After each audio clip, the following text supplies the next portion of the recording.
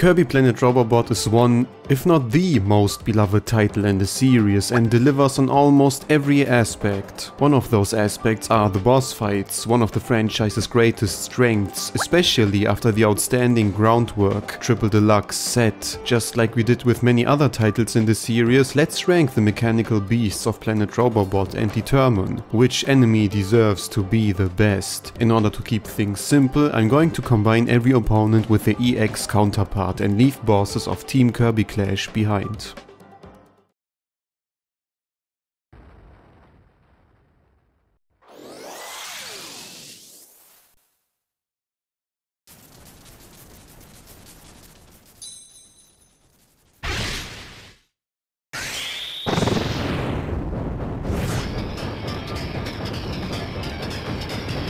At first, it might appear like a drama to put a memorable foe like Galaa Knight on the last place, but you have to perceive it from a certain angle. The Everlasting Warrior already appeared as a surprise in Return to Dreamland in the arena, and was certainly an unexpected implementation after being absent for many years. You can pull off the same trick twice, but also have to make sure to bring something new to the table. It makes sense for Metanite to face off against his final adversary akin to Superstar Ultra, but the fight is almost completely identical to Return to Dreamland, with maybe one unimportant addition to his skill set. On top of that, being the secret final boss of Metanite's campaign, the creators can assume the player is fairly decent at the game at this point, and there is no reason why the battle is so easy in the first place, especially with the usage of Metanite's secondary abilities. The only noteworthy moment I can remember is how Galaa Knight slashes through Stardream with only one hit, immediately proving his power by eliminating the once mighty final boss in a breeze. It reflects his reputation of being the ultimate knight, but sadly there's nothing in the fray itself that verifies this initial instance.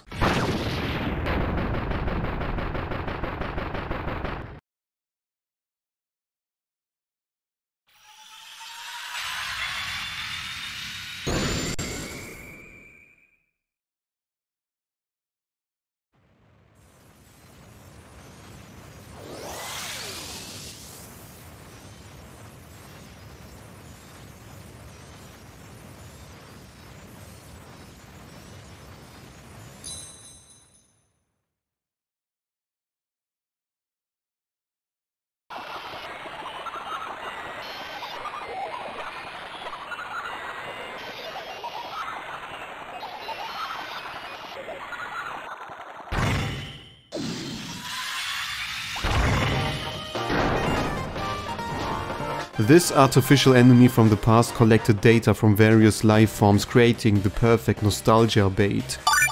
As a matter of fact, this battle is purely based on past confrontations, like Krakow from Triple Deluxe or the Doom Spheres from Return to Dreamland. The narrative premise and lore implication is quite fascinating and an interesting concept, but the execution all the more lackluster. Leaving the narrative behind, the only thing you get is basically a mini-boss rush of watered-down counterparts of the original fights, without the slightest spark of innovation. The Hollow style might be a pleasurable visual touch, but no story or visuals can hide the fact that this boss is one of the most lazy ones in the game. Still, they could have found ways to make the reused foundation more compelling by combining some of them. For example, fighting Krakow and the Snake simultaneously would have been at least somewhat interesting, or taking out the crystals after each phase in a separate short battle phase. As it stands, there's nothing going for the Hollow defense system beyond simple nostalgia, which is not something I want to see from modern quality Kirby bosses.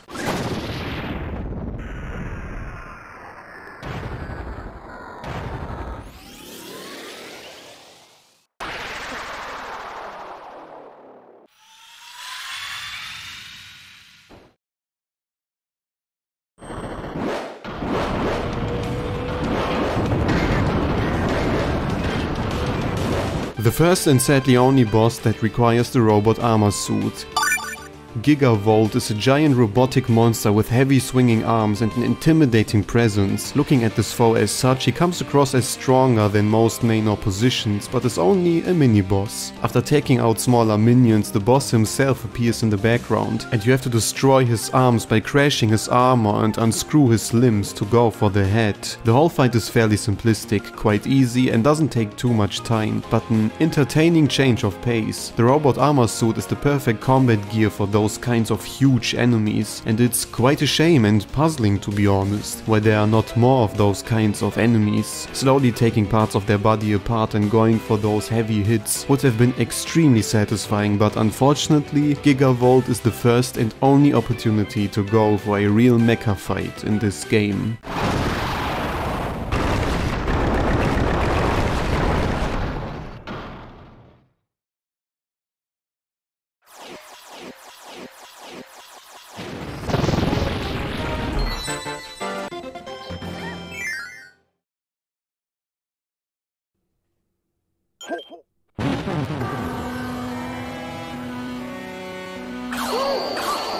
The president of the Hal Mans company himself guards the ultimate machine and is more of a bridge fight for the true final. Heavily resembling Suzie and her robot armor suit, Hal Mans Battle plays out fairly similar and only introduces smaller changes. Instead of starting from a plain two-dimensional perspective, the mad businessman immediately switches up the situation and creates a circular battlefield, similar to Clanky Woods or his daughter. This doesn't mean there are no changes though, as it feels like the faces consistently shift throughout the clash, and there's never a moment to rest. The reason why he remains below Suzie, despite portraying the upgraded counterpart. Hal Mans doesn't really add too much individual touch to his confrontation, and just like the defense system, it feels like a mere color swap to what we have already seen. Sticking money to the screen and hindering your view is a neat way to add a certain challenge, but the true highlight is probably the surprisingly intense voice acting we only see on rare occasions in the franchise.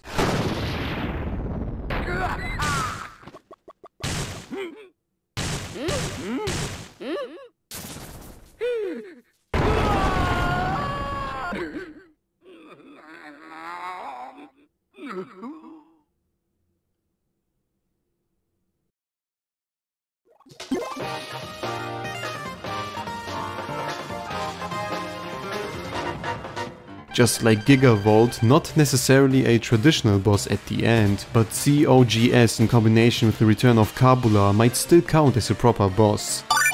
Starting with a, at this point, classic for the series shooting section, you're assaulting through a couple of enemies until this mechanical construction of multiple cannons stands in your way. Even though this style of gameplay is well known in the series, I still enjoy the new contextualization of the robot armor suit, basically copying the returning jet ability. It would have been great to receive a slightly altered gameplay style, as the controls are basically the same as the other dimension sequence in Return to Dreamland, but we have to appreciate the attention to detail. The air combat itself offers nothing particularly surprising, as you slowly take apart each part of the machine. Progressing in the game, it appears like the battle is being reused without any clear changes, but once Kabula reveals itself from the rubbles, the once ordinary quarrel turns into a short trip to the past. Unfortunately, Kabula was not really upgraded and is basically the same from past encounters, but it was still an unexpected amazement after the game conditioned me to simply expect the same battle against the cannons once again.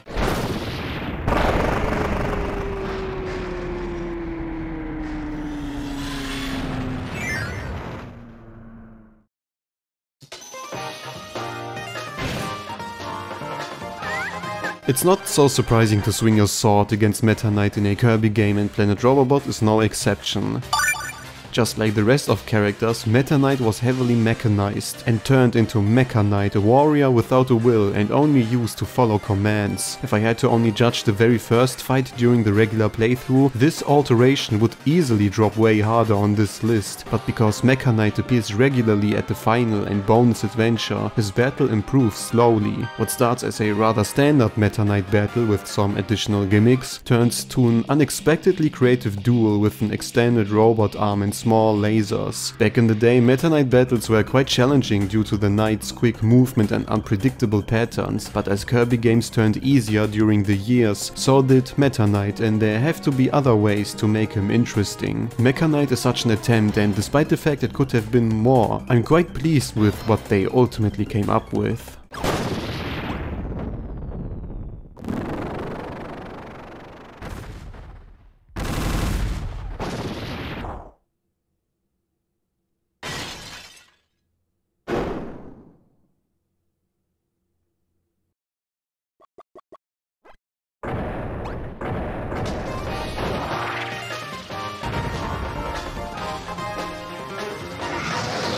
This is one of the rare moments where Wispy Woods' fight remains quite high on the list.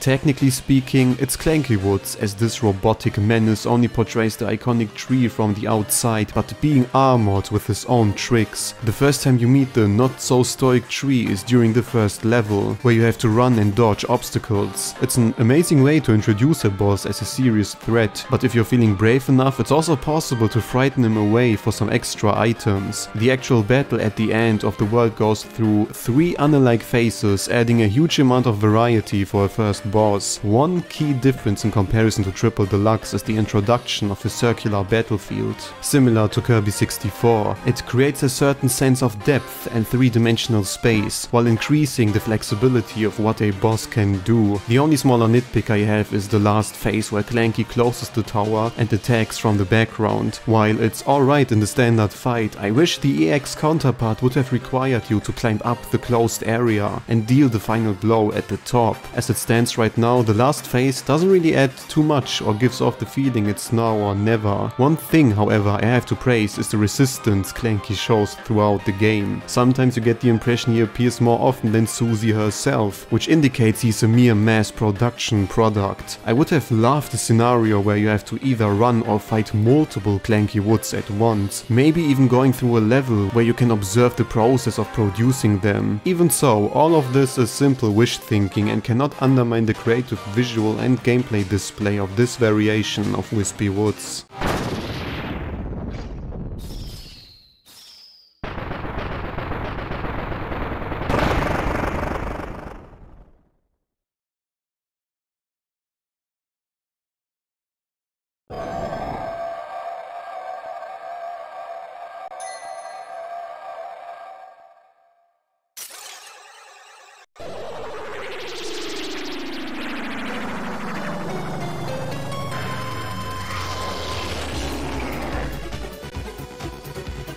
Despite the fact this constellation consists of multiple fights, I decided to keep them together since they kinda resemble one unit.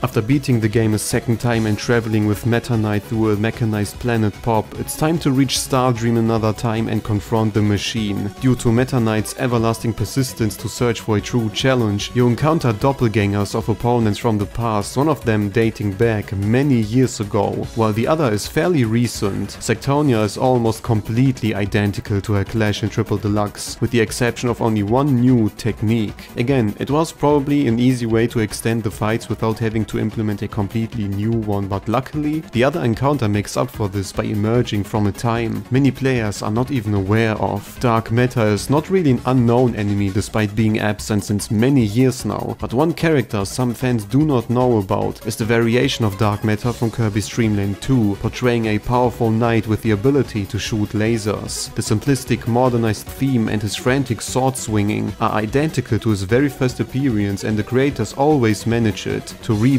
those little mannerisms and animations that only looked like that because of the limited power of past hardware into modern visuals without coming across as strange. They keep their character, and just like another certain boss following on this list, the original Dark Knight was fought during a shooting section, making the modern counterpart special due to being placed on the ground. Besides, Metanite is probably the perfect matchup for such an opponent, and despite the fact Dark Knight is not the final boss of Metanite's campaign, I kinda regard chart him as one. The only positive thing I can say about Sectonia is the little Easter egg after defeating her. Back in the day, I simply thought this creature was supposed to be Taranza for whatever reason, but this is one of the very rare occasions where we can see the initial Sectonia before she turned into the power-hungry monster we know. Furthermore, the interesting implication that Stardream somehow collected information about Sectonia and dark matter adds to the intrigue and lore, letting the Kirby universe feel alive once again. I'm glad there's at least one special surprise for Metanite, and Dark Knight easily makes up for the uneventful Sectonia and Galaa Knight battles.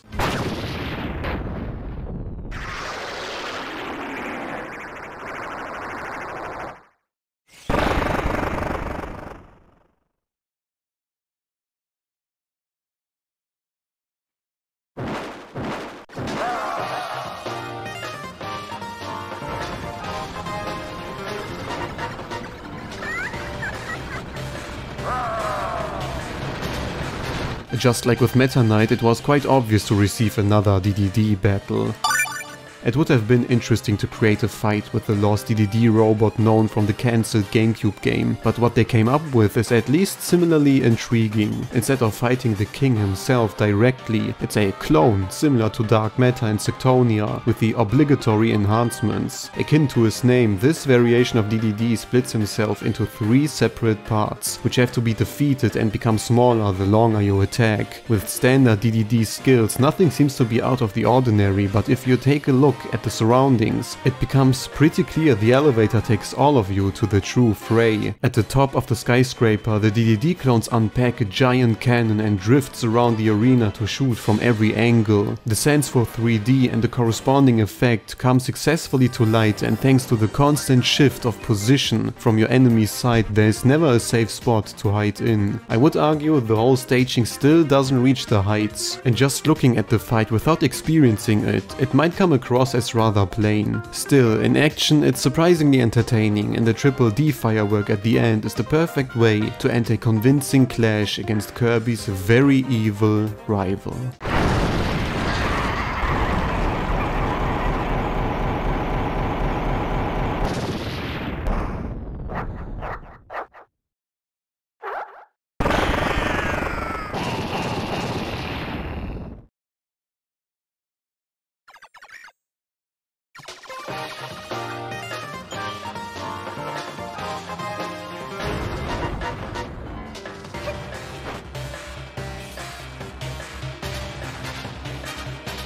Hal Mans' personal assistant and daughter herself, Suzie, secures the 3rd place with her own powerful robot armor suit.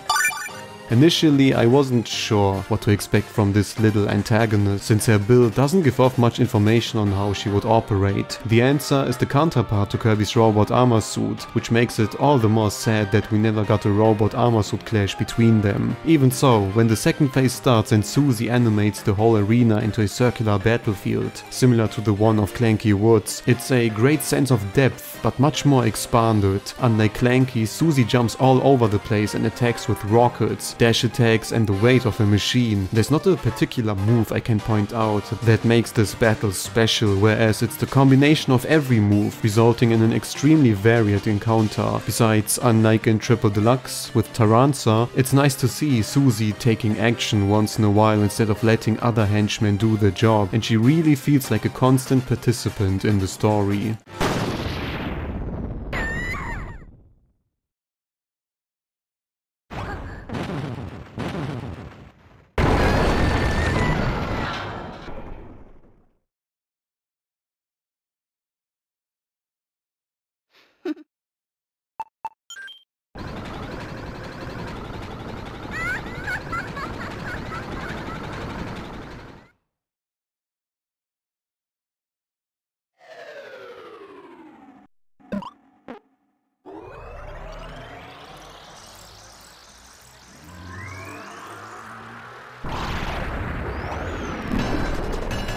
The secret final boss of the true arena and most likely nightmare for many players.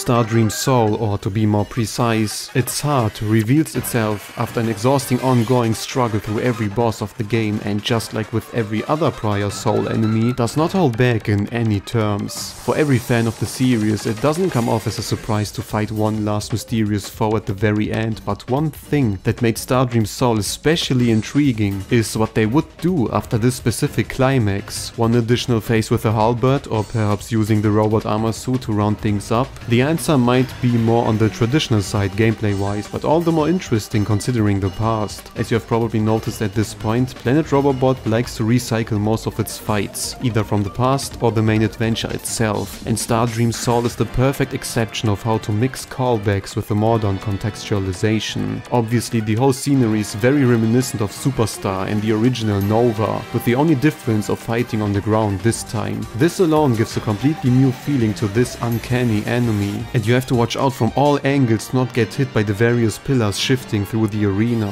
At first Stardream's soul feels rather passive and seems to be suspectedly easy for a secret final boss. You get the impression the developers try to have mercy for once, but this safe feeling is quickly crushed when the heart itself takes action. Again, if you know what will happen, it's actually not too hard to dodge, but since you have never fought this opponent and presumably enter with low health, dying is not as incredible as you think. You get the chance to swallow a copy ability, but the instant teleportation and extensive attacks covering a good part of the battlefield forces you to move consistently. Another neat detail are unobtrusive cries from Hal Mans whenever you destroy one of the pillars, further underlining how his mind is still consumed within the cold, mechanical urge to eviscerate every biological life form. Nonetheless, there is nothing we can do for this tragic father, and when the health bar finally reaches 0, Hal Mans' spirit can rest at last.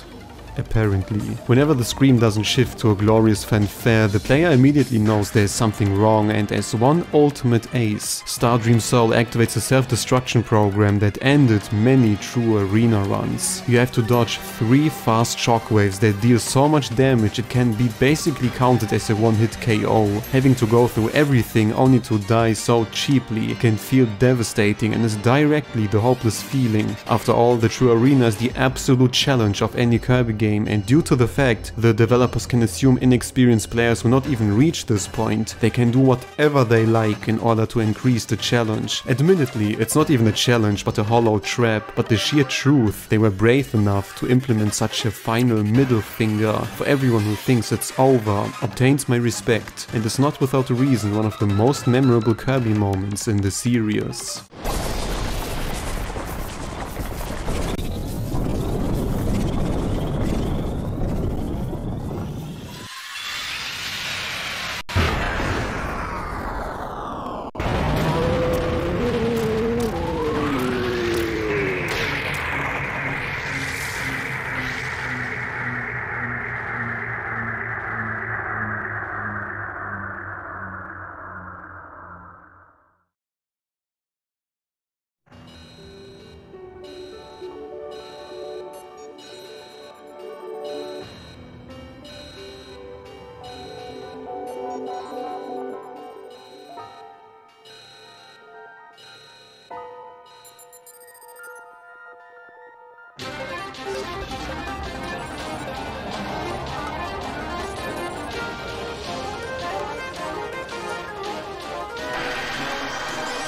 Despite consisting of so many reused fights and nostalgia, the final boss of Kirby Planet Robobot, Stardream, recovers this nitpick by presenting one of the most memorable yet unforeseeable climaxes in the series. Since Return to Dreamland, it's expected to include the gimmick of the game to some extent, be it for one final slash or whole dedicated phase, but Planet Robobot approached this topic from a different angle. Theoretically, Kirby makes use of his trusty robot armor suit, but basically inhales Metanite's battleship, the Halberd, completely and transforms into his probably most strongest mechanical form. I'm not quite sure how other people see it, but back in the day it was a huge surprise for me, and it makes so much sense, hence forgiving the missing implementation of the standard robot armor suit gameplay. It works so amazingly, you really get the feeling the creators desperately wanted to create a shooter. Well, Kirby's quite flexible, so please. Don't hold yourself back. As you would expect, Stardream packs all sorts of punches and seems to contain an endless arsenal of different skills. To counter this barrage of attacks, you get the opportunity to inhale destroyed rubbish from your enemy and shoot back with an extremely mighty projectile. Of course, this isn't the whole deal to the story, and once Stardream is forced into a corner, he uses Hal Mans' spaceship and combines the ultimate machine. The music starts to develop from an almost magical sense of space into an ominous premonition that Stardream seems to prepare something. Slowly but surely, huge metal parts crumble, and when you overcome the battle transition, the real enemy reveals itself. The cold eyes open and a mighty uncanny cry shocks the universe. It's safe to say this is one of the greatest moments of any Kirby final, as the Access arc was another galactic nova all the time. This is the perfect kind of fan service, as newcomers will be stunned by the unanticipated friendly grin, whereas fans remain in awe of battling yet another magical planet. At no point in the game was this hinted at, and the surprise works amazingly, considering you get glimpses while slowly disclosing its face. But there's no time to rest, as the newly reborn Stardream changes its strategy and assaults with strange techniques resembling the original galactic nova and its body parts. Each of those three phases feels very different in atmosphere, tone, and how you have to dodge all the obstacles, while being quite challenging on top of that. Self-evidently, the EX counterpart further increases the difficulty, but one nice detail they kept is the slash of Galaa Knight. In hindsight, Stardream might not be a traditional battle and heavily focuses on a specific gimmick, but stands out as one of the most action-packed, unexpected and intriguing finals in the series. And even though we ultimately do not receive a robot armor suit fight, it doesn't mean the final opponent will not be defeated with the gimmick of the game.